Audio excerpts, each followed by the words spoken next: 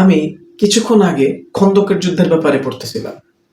হঠাৎ করেই আমার সামনে বদরুদ্দুজা মুশকিল কুশা মাওলা আলী আলাইহিসসালামের একটা ঘটনা চলে আসলো।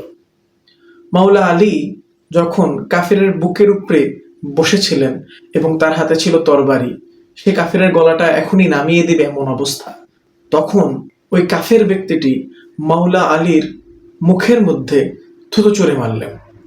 মাওলা আলী কাররামাল্লাহু ওয়াজহাহু কাফেরকে কতল করলেন না, বরঞ্চ তার বুক থেকে উঠে দাঁড়ালেন এবং তরবারটি মিয়ানের মধ্যে ঢুকিয়ে ফেললেন, অর্থাৎ খোপের ভিতরে।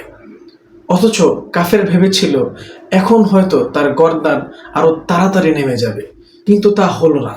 কাফের হতভম্ব হয়ে গেল, কেন মাওলা আলী চলে গেলেন। তখন কাফেরটি উঠে দাঁড়ালো এবং মাওলা আলীকে উদ্দেশ্য করে বলল, হে আবুল হাসান, তুমি আমাকে কেন কতল করলে না? তখন হিকমতের বাদশাহ মাওলা আলী আলাইহিসসালাম বললেন, আমি ইখলাসের জন্য যুদ্ধ করি, অর্থাৎ আল্লাহর সন্তুষ্টির জন্য যুদ্ধ করি।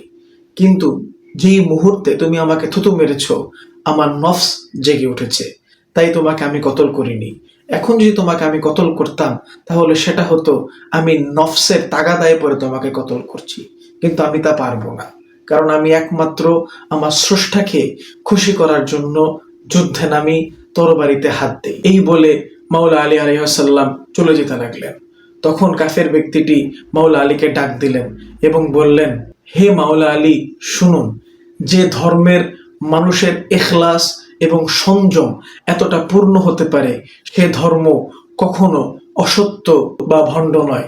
তাই আজকে থেকে আমিও আপনাদের দিনকে কবুল করে নিলাম। সুবহানাল্লাহ, সুবহানাল্লাহ, সুবহানাল্লাহ। আসুন এমন দিনের গায়রাত যেন আল্লাহ তাআলা আমাদেরকে তৌফিক দেন, সেই নিয়েই দোয়া করি। আসসালামু আলাইকুম ওয়া রাহমাতুল্লাহি ওয়া বারাকাতুহু।